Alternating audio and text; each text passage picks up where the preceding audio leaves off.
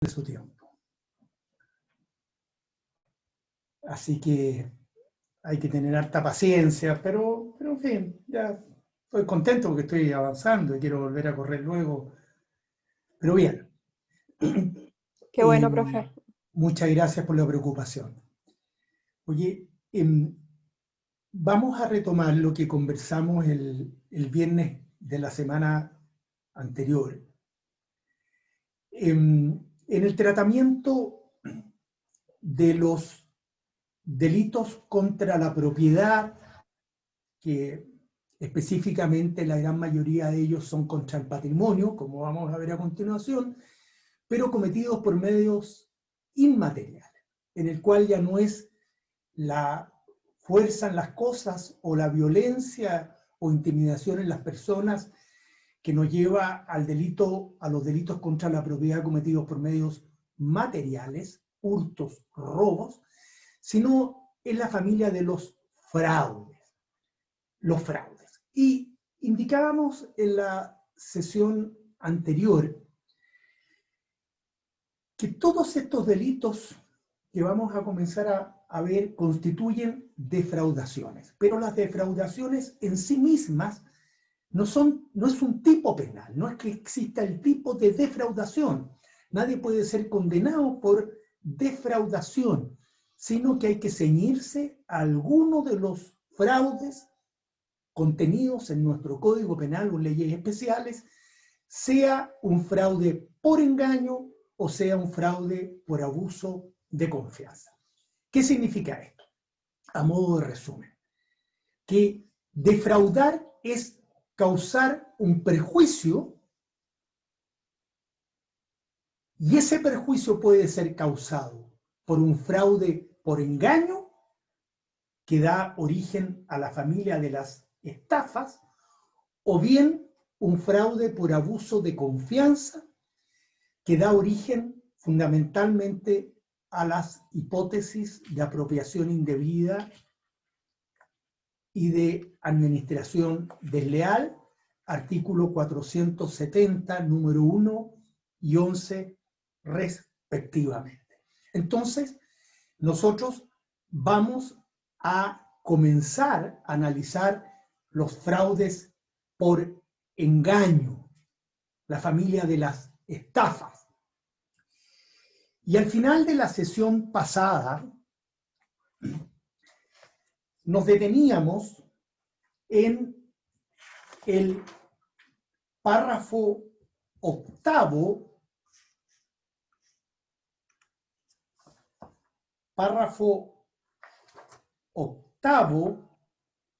del título noveno del libro segundo del Código Penal, que se denomina de las estafas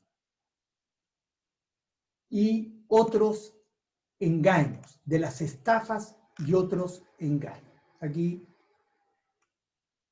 simplemente para que tengamos la misma información,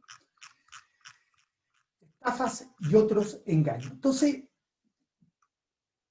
da la impresión por la forma en que el legislador estableció, denominó este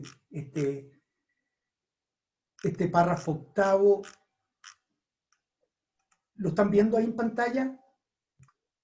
Sí, profe. Ya. Estafas y otros engaños. Entonces, no se equivoquen, porque da la impresión que todos estos delitos son estafas o engaños. Y eso no es así. Dentro de este párrafo octavo están las defraudaciones por engaño, la gran mayoría de las cuales son estafas, pero también están los fraudes por abuso de confianza. Y desde ya les digo que es totalmente incompatible que un fraude sea por engaño con que sea por abuso de confianza, o lo uno o lo otro. Y normalmente el fraude por engaño desplaza al fraude por abuso de confianza, según lo vamos a ir viendo. Es decir, si hay engaño, esa conducta habitualmente no va a ser de abuso de confianza, sino que va a ser de estafa, derechamente. ¿Ah? Porque evidentemente no hay confianza en esa persona en tanto ésta ha engañado a la víctima.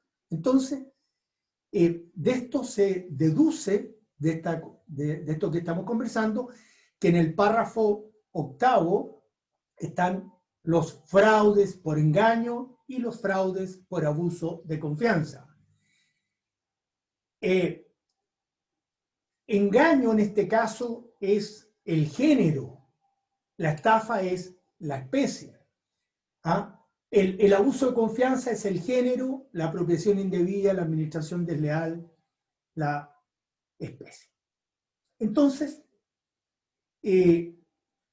vamos a entrar en este momento a analizar lo que hemos estado conversando. Ustedes lo tienen, está en la ficha 20. ¿Ah? La estafa es una especie de engaño, pero no todo engaño se estafa, etc. La ficha 20 ya la hemos visto. Entonces, entremos inmediatamente a ver los fraudes por engaño. Como les decía, cuando vimos la evolución histórica en la sesión pasada, nuestro Código Penal no define lo que es la estafa, porque sigue al efecto el Código Penal español de 1848, que recuérdense, constituye un retroceso respecto del Código Penal de 1822. Ahora, esto que uno podría entender que es un problema, tomémoslo como una oportunidad. Veamos la vida como una oportunidad. Cada problema puede ser visto, ¿cierto?, desde el punto de vista del vaso medio vacío o el vaso medio lleno. Yo los invito a que veamos esto con optimismo y veamos el vaso medio lleno. Es decir, en nuestro ordenamiento jurídico, las restricciones legales a la elaboración dogmática y jurisprudencial son bastante más débiles que en otros delitos, porque existe un divorcio relativo, ¿cierto?, entre el texto legal, los tipos penales y el concepto dominante que existe en la literatura respecto de lo que es estafa. Y este divorcio entre el texto legal y la dogmática, este vacío que existe de alguna manera en nuestro código, nos genera un gran espacio, reitero, una gran oportunidad para una discusión más profunda, más amplia, que espero que podamos aprovechar con motivo de estas clases. Porque si nosotros tuviéramos, esto es lo que quiero que ustedes me sigan de la mano, si nosotros tuviéramos definido qué es la estafa en nuestro Código Penal, claro, nos ahorra una serie de problemas porque ahí está el concepto. Pero al no estar definido, nos abre un espacio para poder incorporar hipótesis, para poder solucionar ciertos problemas que se están debatiendo actualmente tanto en nuestro país como en el extranjero y que en el caso de estos últimos usualmente están ya resueltos por los textos legales. ¿Ah? En nuestro país, como no lo tenemos, reitero, se abre un espacio estupendo. Sin embargo, debemos ser claros en que desde hace bastante tiempo nuestros autores y nuestra jurisprudencia adhieren al concepto doctrinario dominante de lo que es la estafa. Es decir, estamos todos de acuerdo con un esquema básico de la estafa, con sus elementos centrales, lo cual sin duda facilita el trabajo, pero discutimos y no hay suficiente consenso respecto especialmente a uno de estos elementos, el ánimo de lucro, y respecto a la interpretación de algunos de estos elementos. Pero en lo fundamental hay consenso. Y este consenso se da en torno a los elementos del delito de estafa. Y podemos ser más amplios porque hay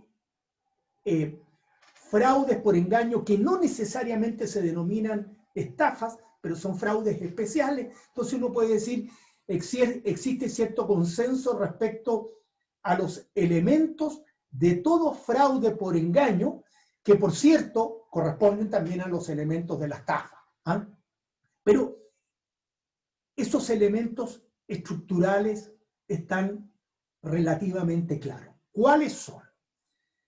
Y aquí es fundamental que ustedes estén claritos. ¿Ah? Y cualquier duda, cualquier consulta, ustedes me la van a formular.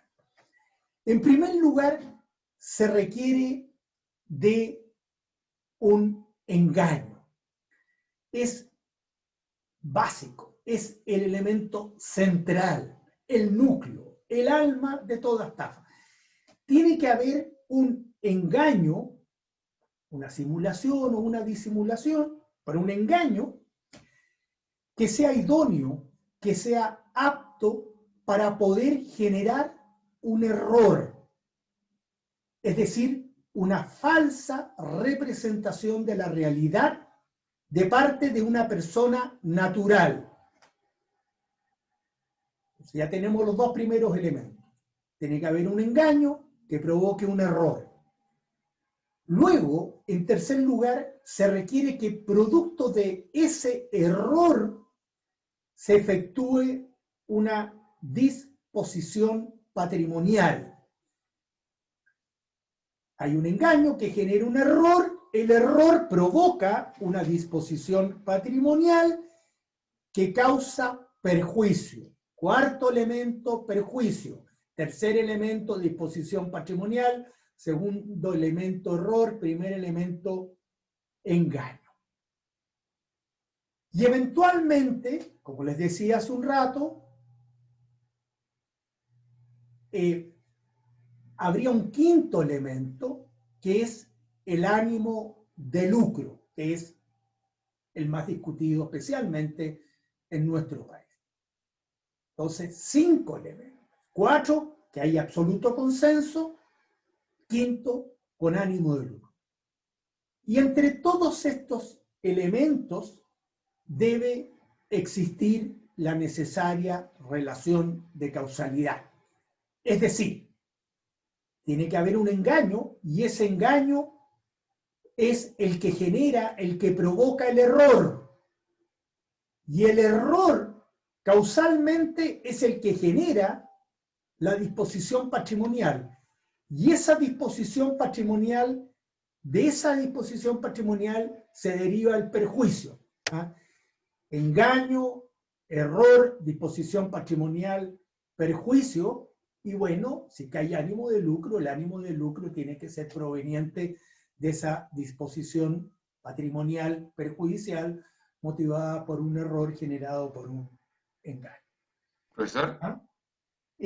Entonces, Profesor. Vicente, dime. Súper cortito, entonces, los 4 primeros elementos que nombró son esenciales, tienen que estar presentes sí o sí, y el quinto, que es el ánimo de lucro, es eventual.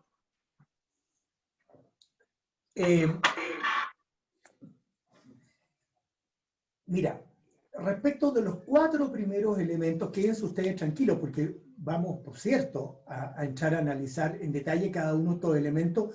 Aprovecho de decirles, porque veo que no lo han visto todavía, la gran mayoría, que he subido a Ucursos una serie de fichas, todas las fichas vinculadas con los fraudes por engaño. Las primeras de ellas relativas a el bien jurídico protegido, el patrimonio, y el resto relativa a cada uno de estos elementos. Pero la discusión, Vicente, es si debe existir o no ánimo de lucro en la estafa. No es que sea un elemento eventual, es un elemento que se discute. Yo personalmente adhiero a que tiene que haber un ánimo de lucro. Pero hay otros autores que estiman, por ejemplo el profesor Echeverry, que no se requiere el ánimo de lucro, que por ejemplo podría haber un engaño, una estafa, motivada por un ánimo de venganza, por ejemplo, no por un ánimo de lucro. Piensen ustedes en el ejemplo que tradicionalmente se suele citar del boleto de la lotería, del boleto del loto, ¿cierto? Una persona tiene un boleto verdadero, original, y se gana la lotería, o se gana el loto, pero no lo sabe aún. ¿Ah? Y hay un tercero que odia a este ganador que sí sabe, que sí conoce los verdaderos resultados, y sabe entonces que el tercero, el tenedor del boleto, efectivamente es el ganador, pero él no quiere que gane. Entonces, confecciona una lista falsa de resultados y se la muestra al tenedor del billete ganador, y este, desazonado, porque una vez más no se ha ganado la lotería, no se ha ganado el loto, procede a destruir el boleto ganador, engañado por este tercero que no con ánimo de lucro, porque él no gana nada, sino con ánimo de venganza lo ha querido perjudicar. Entonces, fíjense ustedes ahí, podrían darse todos los elementos, ¿cierto? Hay una persona que engaña a otro. ¿En qué consiste el engaño? En la exhibición de resultados espurios, falsos, del respectivo juego de azar, que llevan a un error a la víctima en cuanto cree que efectivamente su boleto no ha ganado, a resulta del cual efectúa una disposición patrimonial, en este caso destruye, rompe un crédito que tiene para cobrar, lo cual evidentemente le causa un tremendo perjuicio en su patrimonio, en tanto no ve ingresado al mismo el premio respectivo. Entonces, ahí por ejemplo se discute, ¿hay estafa o no hay estafa? Si tú exiges ánimo de lucro, Vicente, no puede haber estafa. Habrá otro delito, si es que lo logramos identificar, pero estafa no. ¿Por qué? Porque falta el ánimo de lucro. ¿Me entiendes? Entonces, más que un elemento eventual, es un elemento que se discute, pero lo vamos a ir viendo a través de esta sesión. ¿Ya? Gracias. Entonces, lo que me interesa es que ustedes siempre van a tener que seguir este verdadero checklist, esta ruta lógica, este conjunto de pasos. O sea, para que exista estafa, para que exista un fraude por engaño, sí o sí, tiene que haber primero un engaño, y ese engaño genera un error, y ese error genera la disposición patrimonial, y esa disposición patrimonial es la que causa el perjuicio. Tiene que haber un nexo de causalidad, una relación de causalidad entre todos estos elementos, y le agregamos adicionalmente el ánimo de lucro. ¿Ya? Entonces, si no existe estos elementos, olvídense del fraude por engaño. Así de claro, olvídense. Busquen por otro lado. ¿Ah? Esto es muy importante porque a mí muchas veces llega una persona, me dice, mira, resulta que hice un negocio con un amigo y el amigo me estafó. Cuéntame, ¿cómo te estafó? ¿En qué te estafó? No, resulta que invertimos en este proyecto inmobiliario, cada uno puso su plata, íbamos estupendo, pero de repente comenzó a falsear cuentas, sí, falsificó los balances y la empresa quebró. Entonces, me estafó. No, le digo, no, yo no advierto que haya sido estafado, pero ¿cómo si perdí toda mi plata? ¿Cuándo pusiste la plata? Bueno, cuando partimos el negocio. Ya. Ahí tienes que ver. ¿Fuiste engañado? ¿Pusiste esa disposición patrimonial que hiciste inicialmente? ¿Fue producto de una mente errada causada por un engaño? ¿Fuiste engañado? No, no, si éramos amigos. Todo funcionaba bien, pero resulta que con el devenir del tiempo, este hombre empezó a falsificar los balances y cuentas y finalmente la empresa quebró y yo me siento estafado. Es que eso no es estafa. No es estafa. ¿Por qué no se estafa? Porque se requiere, reitero, que la disposición patrimonial sea producto de un error. ese error tiene que ser producto de un engaño. Entonces, necesariamente tendrías que encontrar un engaño previo o coetáneo a la disposición patrimonial. Y por todos los antecedentes que tú me das, claramente estamos en presencia de conductas falsarias, pero que se han realizado después de haber realizado tú la disposición patrimonial. Eso puede ser otro fraude. Normalmente va a ser un fraude por abuso de confianza. ¿Me entiendes? Porque la disposición patrimonial claramente tiene que ser producto del engaño. Entonces, este es el ABC. Si esto no lo tenemos claro, no vamos a seguir avanzando, pero yo sé que ustedes lo van a tener clarísimo. Si tienen alguna duda, me la van a ir preguntando. Entonces, uno teniendo claridad con estos elementos, así como cuando uno tiene claridad respecto de cuáles son los elementos del delito, puede navegar tranquilo por las aguas de los fraudes por engaño. ¿Ya? ¿Estamos claros? Jóvenes, ¿están claros sí o no en esto preliminar que hemos dicho? Sí, profesor. Ya. Clarísimo. Entonces, yo tengo una duda súper chica. Dale nomás, no hay duda, chicos, son todos buenos. Es si fraude y defraudación acá entendemos lo mismo por ambas, si son sinónimas. Lo que pasa que el verbo rector es defraudar. Cuando yo defraudo, cometo un fraude. ¿Ah? La defraudación es causar perjuicio, defraudar es causar perjuicio mediante fraude. ¿Ah? El defraudar es el verbo, el resultado es el fraude, ¿ya? Y ese verbo, ese resultado puede ser un fraude por engaño o fraude por abuso de confianza. Entonces, quédate con la voz defraudar como el verbo rector de los delitos de fraude, ¿ya? Todos estos son fraudes, que tienen como verbo rector Gracias, profe.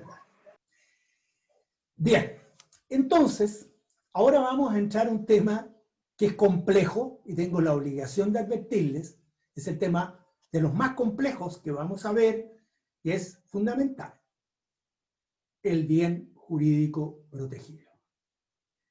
Porque, no obstante, que todos estos delitos, como les anticipé en la sesión pasada y hoy día, están comprendidos dentro de los crímenes y simples delitos contra la propiedad, existe hoy día bastante consenso en que el bien jurídico protegido no es la propiedad, sino el patrimonio. No es el derecho real de propiedad. El derecho real de propiedad está más bien protegido, lo vamos a ver de acuerdo a la tesis dominante, en el delito de apropiación indebida del 470 número 1, que es el derecho real de propiedad, lo que se cautela frente a aquellos ataques que importan que el tenedor de una cosa corporal mueble se apropia de esta cosa corporal mueble en circunstancias que tiene la obligación jurídica de restituir.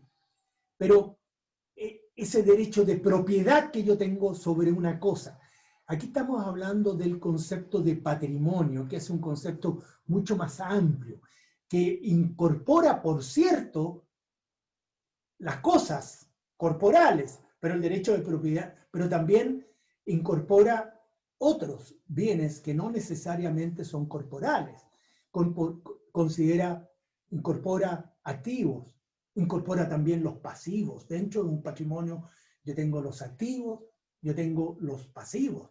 Tengo el derecho real de propiedad, pero yo puedo tener también dentro de mi patrimonio un derecho real de usufructo, por ejemplo, o de servidumbre, o de uso y habitación, etc. Entonces, el bien jurídico protegido en estos delitos es mucho más complejo de determinar que el derecho de propiedad. Y es el patrimonio. Y sobre esta materia se han dado varias concepciones que vamos a comenzar a ver a partir de este minuto.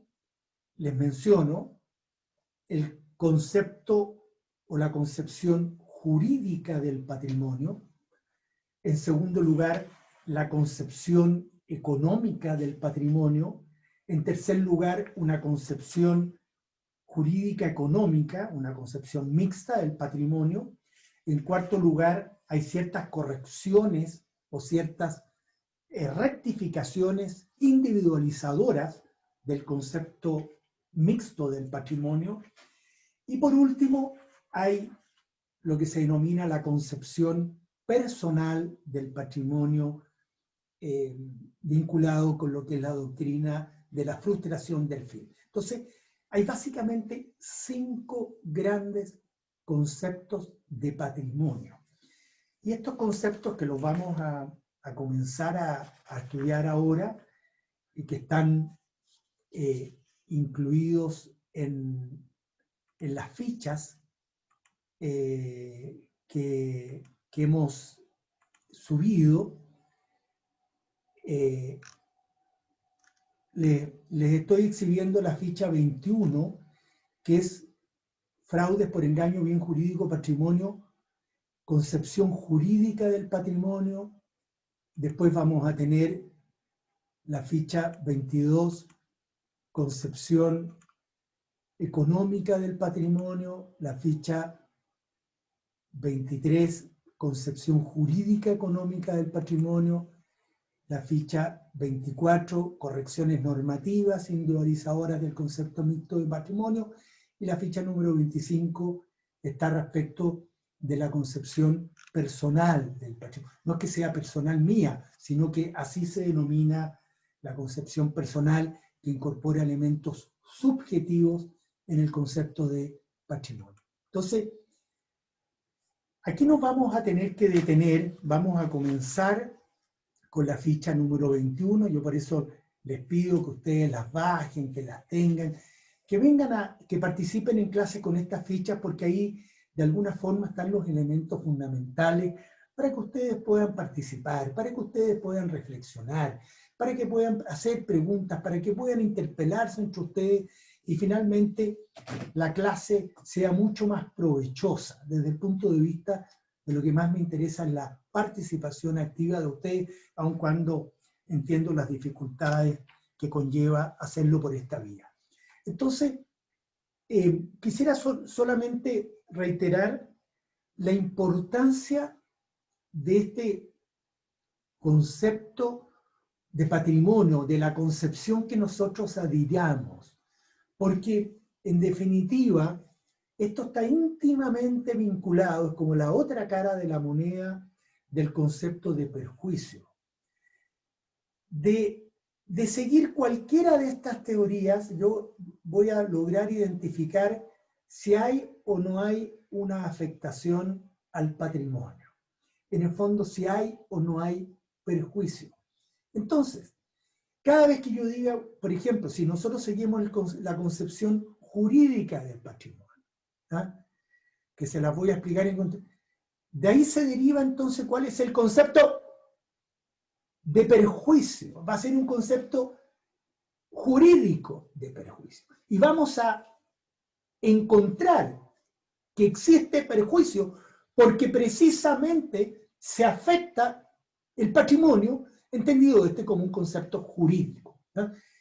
Y en caso contrario, vamos a decir, no hay perjuicio, porque no hay una afectación, en este caso, que partimos viendo ahora, a un derecho subjetivo que exige esta concepción. Entonces, esto es esencial, esto es fundamental lo que vamos a empezar a ver, y es complejo, reitero, se los advierto, es complejo, por favor, todas las dudas, todas las consultas, háganmelas con tranquilidad, las que pueda contestárselas, se las voy a hacer, las otras tendré que estudiarlo y se las haré, les evacuaré las dudas y consultas lo antes posible. Pero es fundamental que nosotros finalmente podamos adherir a alguna de estas concepciones, ¿ah? Y de acuerdo con lo que hagamos, reitero, vamos a concordar si existió o no existió perjuicio. ¿Ya? Manos a la obra. Partamos entonces, ficha número 21, concepción jurídica del patrimonio, entendiendo el patrimonio como el bien jurídico protegido en todo fraude por engaño, en toda estafa.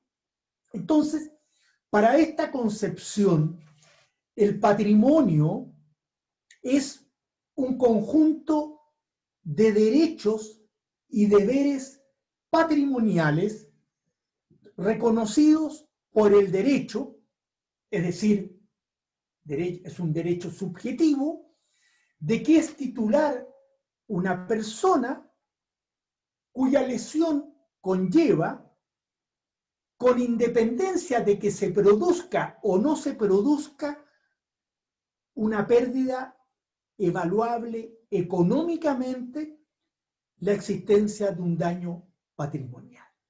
Es decir, el patrimonio aquí se vincula con los derechos subjetivos de que es titular una persona. Y la lesión, la afectación a ese patrimonio no guarda relación si es o no evaluable económicamente, sino en la medida que si se afecta o no se afecta ese derecho subjetivo. Y fue postulada, como indicamos, a fines del siglo XIX por Merkel y desarrollada fundamentalmente por Binding a principios del siglo XX. Como sostiene este último autor, el incumplimiento de la obligación jurídicamente acordada es ese incumplimiento el que conduce al resultado típico. ¿Por qué? Porque su titular no va a obtener aquello exigible en derecho, de acuerdo con la transacción que han celebrado. Y es independiente de que se entregue otro objeto o valor que sea económicamente equivalente a lo pactado. Entonces, el engaño, como primer elemento de la estafa, sobre las características del bien que se entrega como contraprestación por el precio pagado, pensemos en un contrato de compraventa, y aun cuando uno reciba algo que es de mercado, igualmente será un engaño idóneo para generar el error que motiva la disposición patrimonial que genera el perjuicio. ¿Por qué? Porque el perjuicio se centra en el incumplimiento de lo pactado. Entonces, aquí hay una serie de normas de derecho privado, de derecho público, que nos dicen qué es el patrimonio, quién es su titular, etc. Y la función del derecho penal, específicamente de estos delitos patrimoniales, es brindar cierta eficacia al orden jurídico para proteger al patrimonio. Entonces, la sistematización de estas normas se basa con el sistema de los derechos subjetivos. Para que ustedes tengan súper claro esto, si yo celebro un contrato de compraventa, en virtud del cual compro un vehículo motorizado de determinadas características, marca, modelo, año, color, tipo de tapiz, tipo de consola, tipo de sistema de frenos, etc. Si yo soy engañado respecto de las características de ese bien y en definitiva se me entrega un vehículo que no corresponde exactamente a lo que yo tengo derecho, un derecho subjetivo a exigir en virtud de ese contrato. Si se me entrega un producto distinto, otro modelo, o de otra marca, o de otro color, o con otro sistema de frenos, distinto al que yo tengo derecho, y ha mediado un engaño en cuanto a las características de ese bien, yo puedo decir que he sido víctima de un delito de estafa, que mi patrimonio ha sido afectado. Aun cuando, fíjense, esto es lo más complejo que tiene esta doctrina, aun cuando yo reciba otro bien que pueda ser económicamente equivalente, pueda tener un valor similar o eventualmente mayor a aquel que yo tengo derecho, un derecho subjetivo a exigir que se me entregue. Entonces, claro, la persona decidió comprar un vehículo con las características que les indiqué y le llega otro vehículo diferente al que él legítimamente tiene derecho a recibir y ha mediado un engaño respecto de estas características. La persona dice, no, no es este el bien que yo he adquirido y por tanto he sido víctima de una estafa. Entonces, este concepto jurídico que uno le puede aparecer en principio, ¿cierto?, muy inadecuado para determinar qué es lo económico, ha ido efectivamente perdiendo fuerza, pero ya veremos que en nuestro ordenamiento jurídico muchos tribunales siguen este concepto, pero ha sido objeto de muchas críticas y con justa razón. ¿Ah? En primer lugar, es un concepto muy restringido. ¿Por qué? Porque esta concepción jurídica exige que el interés de una persona sobre una cosa o sobre una prestación revista el carácter de un derecho subjetivo. Solo en esos casos tiene protección penal frente a los ataques consistentes en delitos patrimoniales. Entonces, decimos que es restringido porque va a dejar fuera del ámbito de protección penal de la estafa muchos bienes que hoy en día no hay duda de que efectivamente tienen un valor económico fundamental en el tráfico económico, en el tráfico comercial de una determinada sociedad.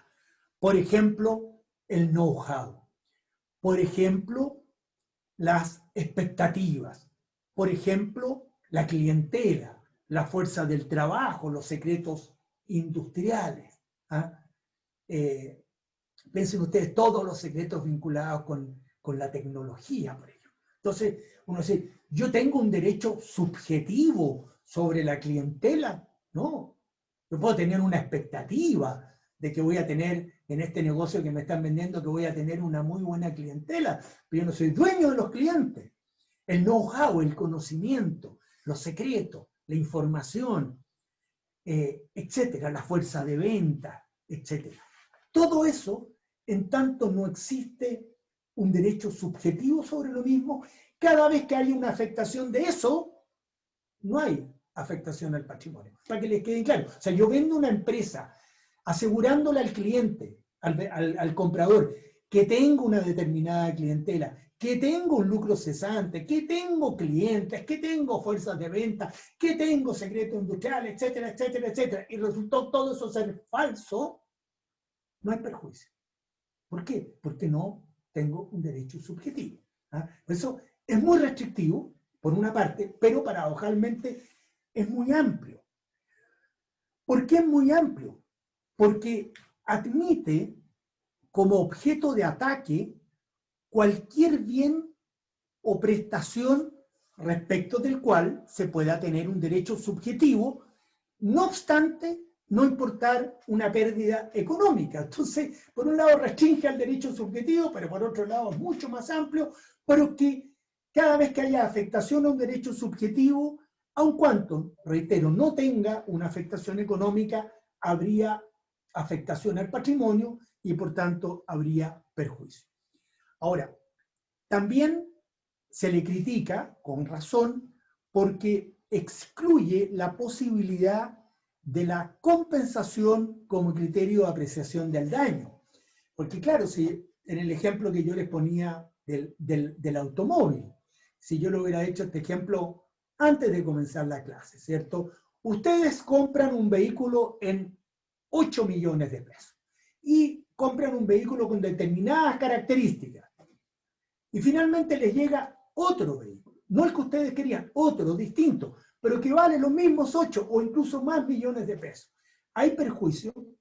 Entonces, aquí se excluye absolutamente la posibilidad de compensar, en el fondo, una cosa con otra. Yo no recibí el vehículo que quería, pero recibí otro vehículo que de alguna manera me compensa ese perjuicio, ¿cierto? Que es un criterio tan económico, la compensación de los daños, ¿cierto? Te debo esto, tú me debes esto, y finalmente hacemos un neteo, y cuando hay un saldo en contra dice hay perjuicio, si no hay saldo no hay perjuicio. Pero aquí se excluye la posibilidad de la compensación. Y, por último, también se le critica porque no todos los derechos subjetivos deben integrar el patrimonio, sino solo aquellos que tienen derechos patrimoniales. Hay una serie de derechos subjetivos, pero que no tienen contenido económico, no tienen contenido patrimonial. Entonces no tienen por qué formar parte de estos derechos subjetivos del patrimonio, en tanto no tengan un contenido patrimonial. Por eso podemos decir que mayoritariamente esta doctrina, esta concepción jurídica del patrimonio se ha ido abandonando, dando lugar, como ocurre siempre en estos casos, a una concepción que es absolutamente opuesta, que es la denominada concepción económica del patrimonio, que ustedes encuentran tratada en la ficha número 22. De acuerdo con esta concepción... Profesor, antes de que pase esa ficha, que me quedó una duda en la anterior concepción, que por lo que entendía de lo que leyó, en qué consistía esa teoría, básicamente pensaba en que por cualquier incumplimiento contractual, yo ya podía esgrimir de que fui estafado, que se formó un delito de estafa, porque precisamente hacía referencia, no me acuerdo el nombre de la persona, Biggin, no me acuerdo precisamente quién era, que con cualquier incumplimiento, por el solo hecho de que se forme un incumplimiento del objeto o valor económicamente pactado, ya se produce un delito de estafa. Entonces, como que en cualquier incumplimiento contractual ya se presenta un delito de estafa. Entonces no me queda claro lo amplio que puede ser esta teoría. Como si estoy errado yo en cómo interpreto lo que sale ahí, o efectivamente la teoría tiene esos vacíos porque eso es muy amplia. A ver, yo creo que tu pregunta es absolutamente válida hacerla, porque efectivamente el riesgo que se corre con esta teoría es llegar a lo que tú indicas, ¿cierto? Podríamos llegar al extremo que todo incumplimiento contractual pueda ser considerado como estafa, ¿cierto? ¿Por qué? Porque no veo satisfecho, no he recibido aquello a lo cual yo tengo derecho a recibir. Pero sin embargo,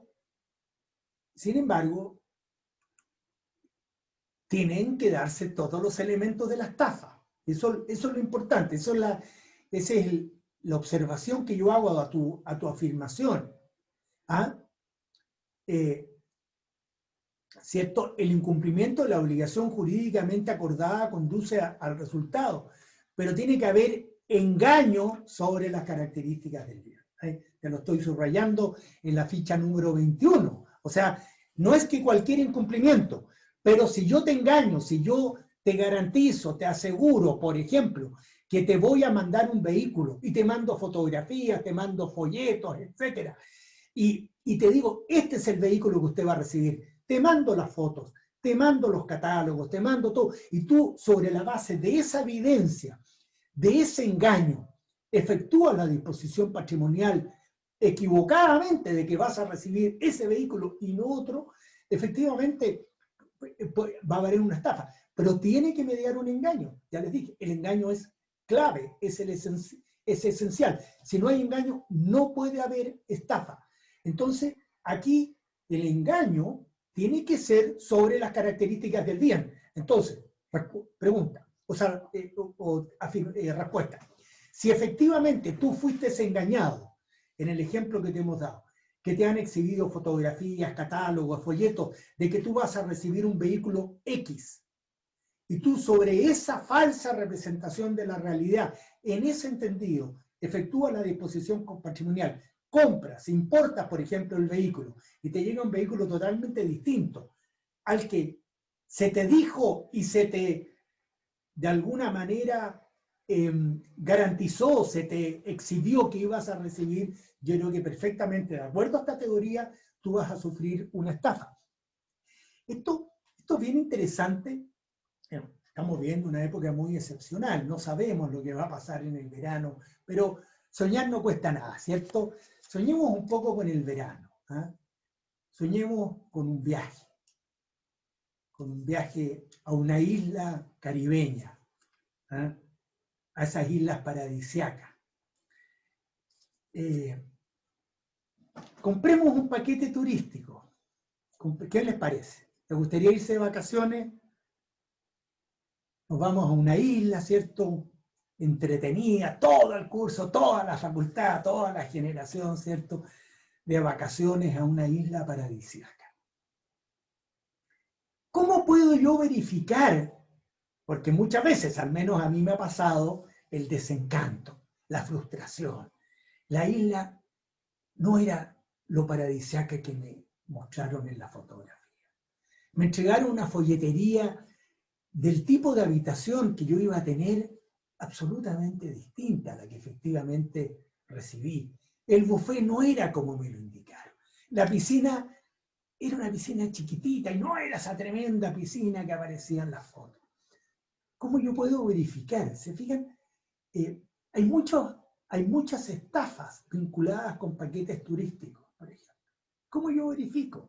Entonces a mí, claro, yo compro un paquete turístico sobre la base de los videos, de la folletería, de la página web, etcétera, etcétera, que me dice que lo que yo estoy comprando es un paquete turístico de estas características. Resulta que el producto que finalmente me dan es totalmente distinto. Si yo he sido engañado, de acuerdo a esta teoría, que duda cabe, hay estafa. ¿Ya? Entonces, pero tiene que haber engaño sobre las características del bien. Y ahí vamos a ver uno de los temas más interesantes en esta teoría de la estafa. Si la mentira, se los dejo planteado desde ya, si la simple mentira puede o no puede constituir engaño. Porque si yo te miento respecto a las características, yo te digo, el agente te dice, no, esto es precioso, es un lugar maravilloso, tiene una piscina de 50 metros cúbicos de agua, tiene 300 metros de playa privada, etcétera, etcétera. Y si yo te miento, ¿es engaño la mentira? Esa es toda una discusión, ¿eh?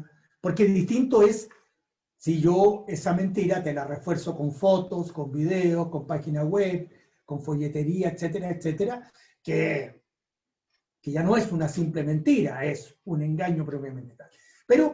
Pero efectivamente, si hay incumplimiento de la obligación jurídicamente acordada, en la medida que haya existido un engaño previo a la disposición patrimonial respecto a las características del bien, de acuerdo a esta teoría, evidentemente vamos a admitir que sí hay estafa. ¿Estamos claros? Sí, profesor, clarísimo, Dios. Muchas gracias. Bueno, vamos, pues tenemos que avanzar. La concepción jurídica del patrimonio. Vámonos a la concepción económica del patrimonio. De acuerdo a esta concepción, el patrimonio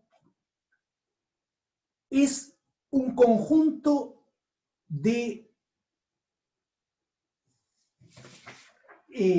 valores, es la suma de los valores, es el conjunto de los valores económicos que se encuentran a disposición de alguien bajo la protección del orden jurídico. Fíjense ustedes, absolutamente distinta a la otra. Aquí estamos hablando suma de los valores económicos. No estamos hablando de los derechos subjetivos, estamos hablando de valores económicos, ¿cierto? Y que se encuentren a la disposición de alguien bajo la protección del orden jurídico, ¿cierto?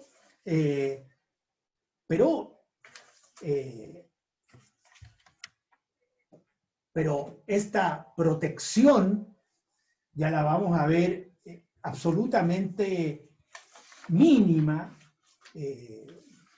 débil, y que en ningún caso conlleva, ¿cierto?, un derecho subjetivo. ¿Ah? Entonces, tradicionalmente, quédense ustedes en la ficha, se dice que es el conjunto de los valores económicos sobre los que se ejerce un poder fáctico de uso o disposición.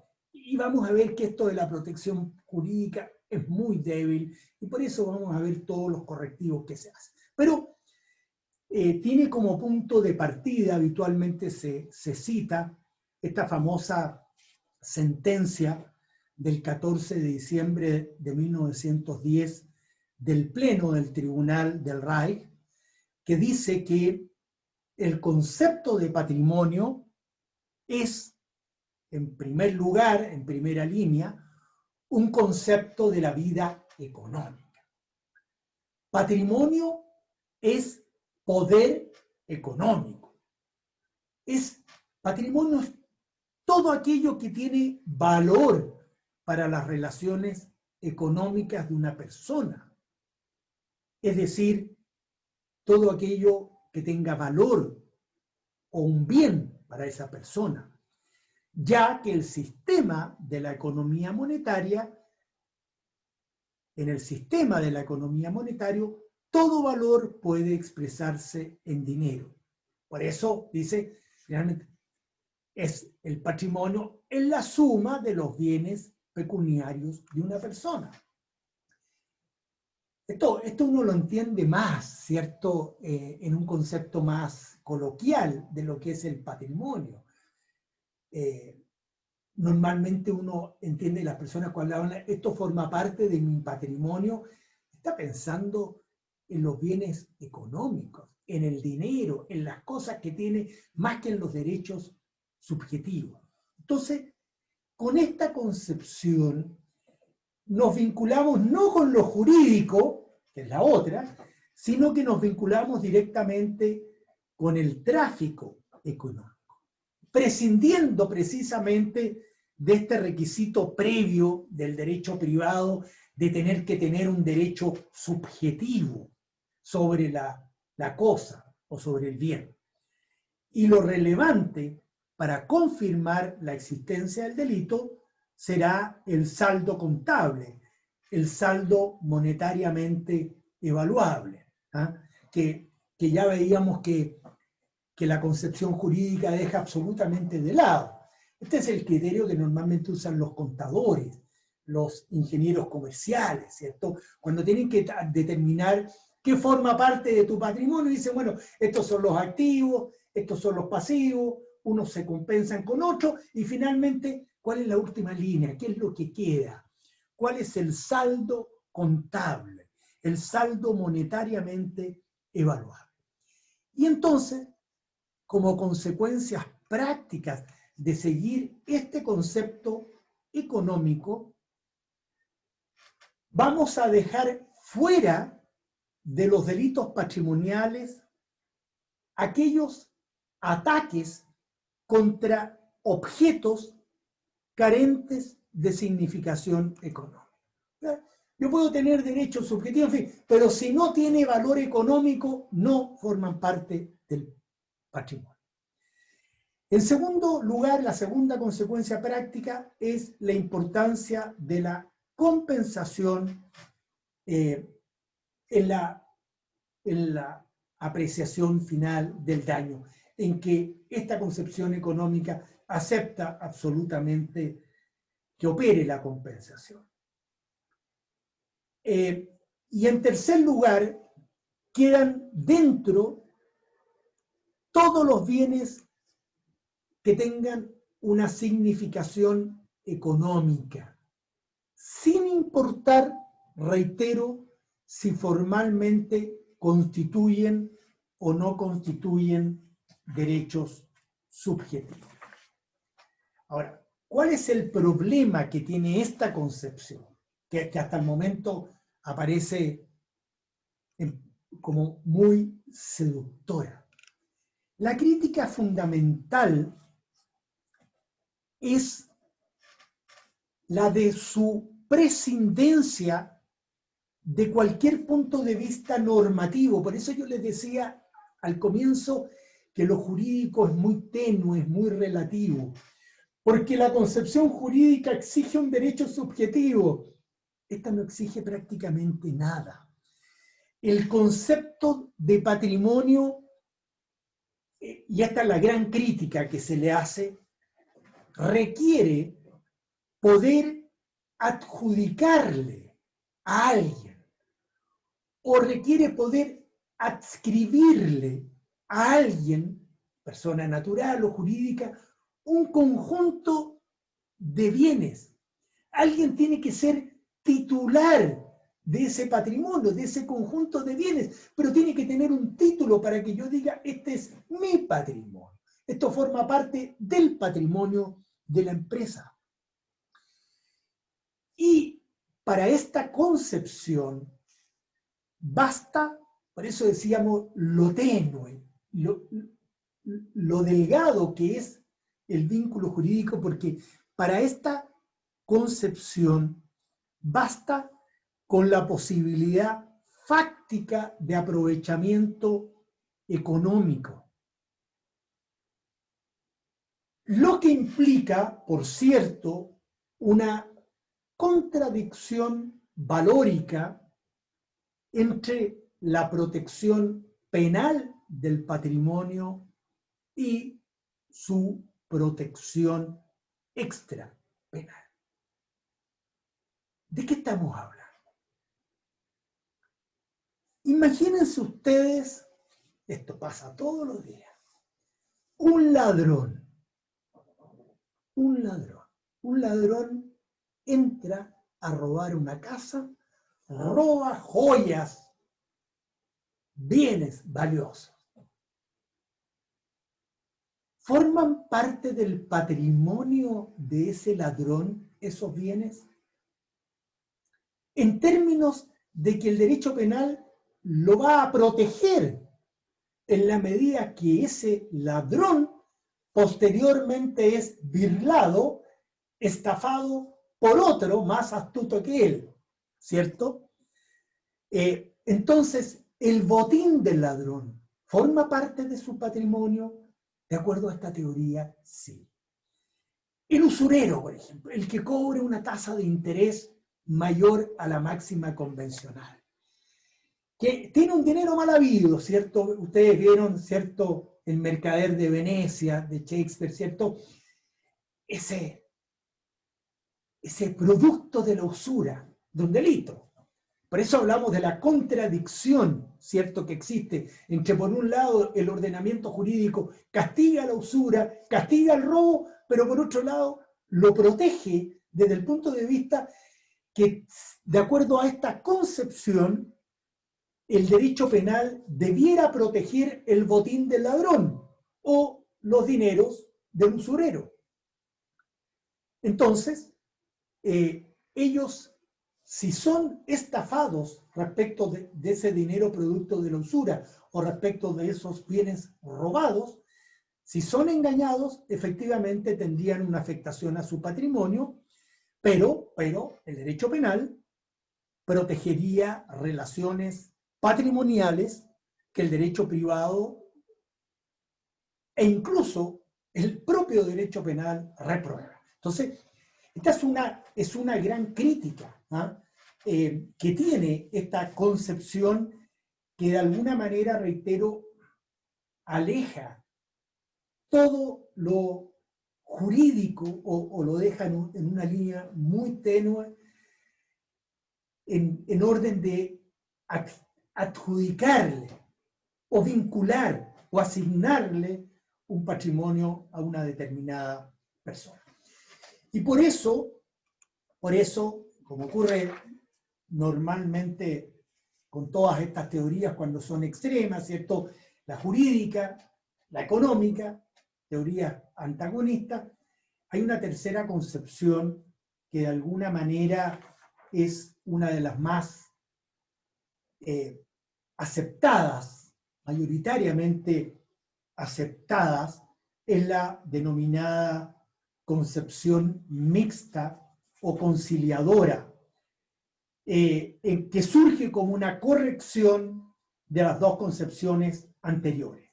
Y de acuerdo a esta concepción, se los dejo solamente esbozado, debe entenderse la suma de los valores económicos que se encuentran a disposición de alguien bajo la protección del orden jurídico. Entonces, de acuerdo a esta concepción, mantenemos lo económico, que es fundamental, que no tiene lo jurídico, pero exigimos que ese conjunto de bienes estén adjudicados, adscritos a alguien de acuerdo al ordenamiento jurídico. ¿Ah? Dudas, consultas, lamentablemente, bueno, tenemos que terminar, se nos termina la clase. Vamos el próximo viernes a ver esta concepción jurídica del patrimonio.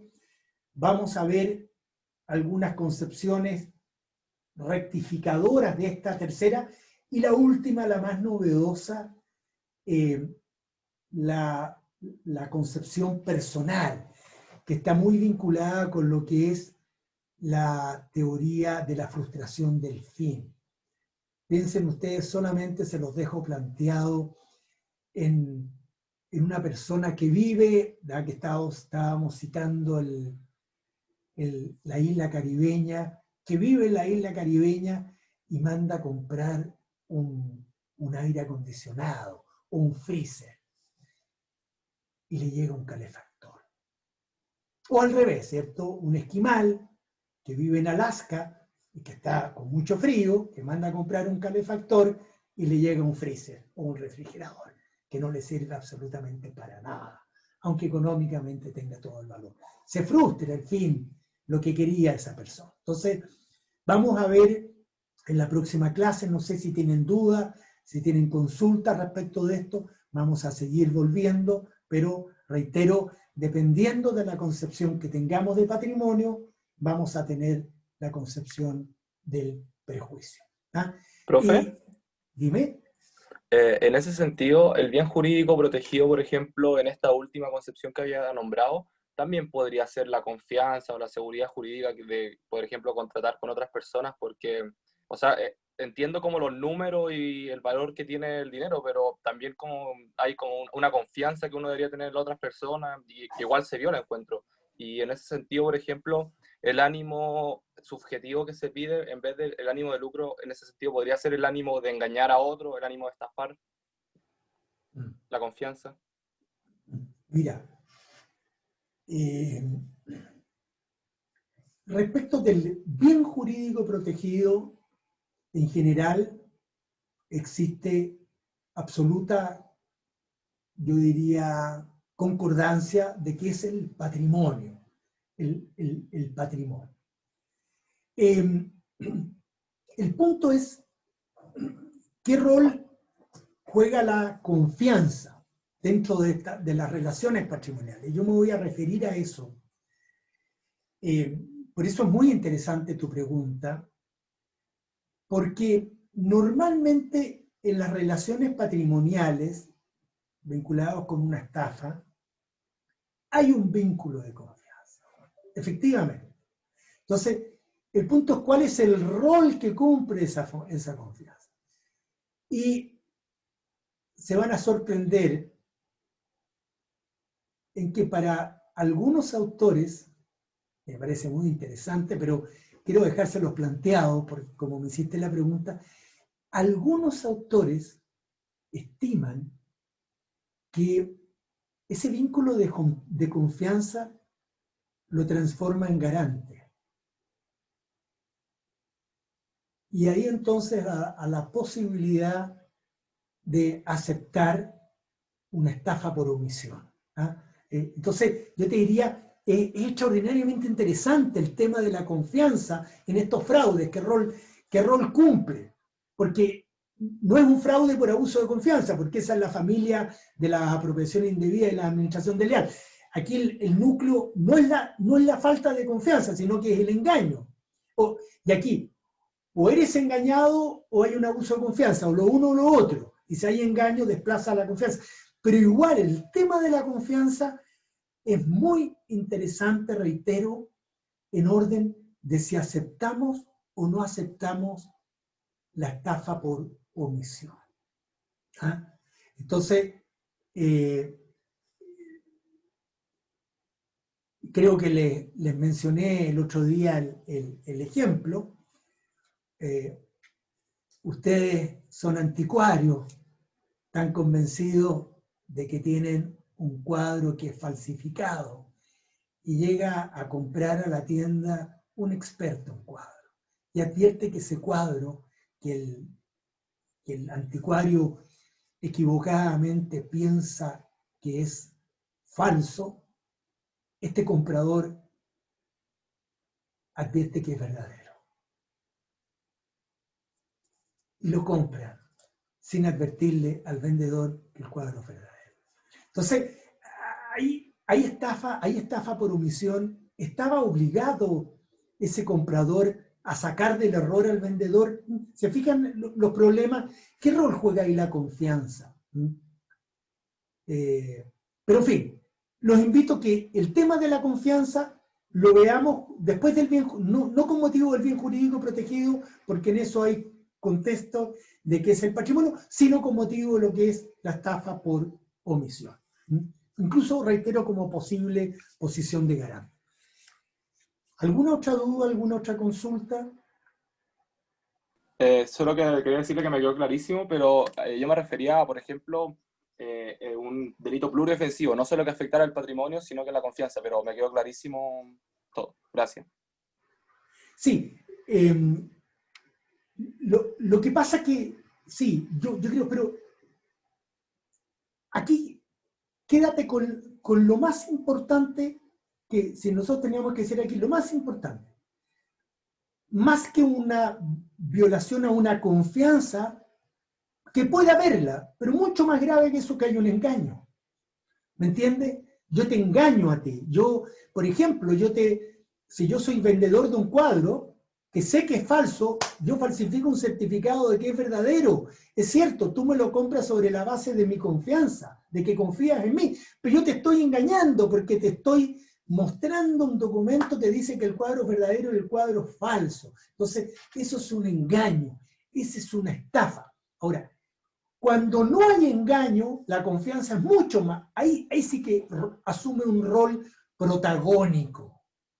Pero eso es en la familia de las apropiaciones indebidas y la administración desleal. Entonces, en estos delitos, salvo cuando veamos la importancia que tiene para la omisión, el engaño borra la confianza, la desplaza, ¿me entiendes?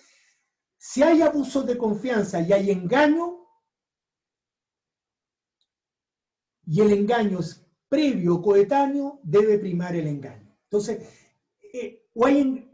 o yo lo hago por la confianza o lo hago porque soy engañado. Si soy engañado, el engaño desplaza la confianza. Entonces, cada vez que tú encuentres un engaño, que el engaño es el que motiva el error y finalmente la disposición patrimonial perjudicial, cada vez que hay un engaño, tienes que irte a una estafa.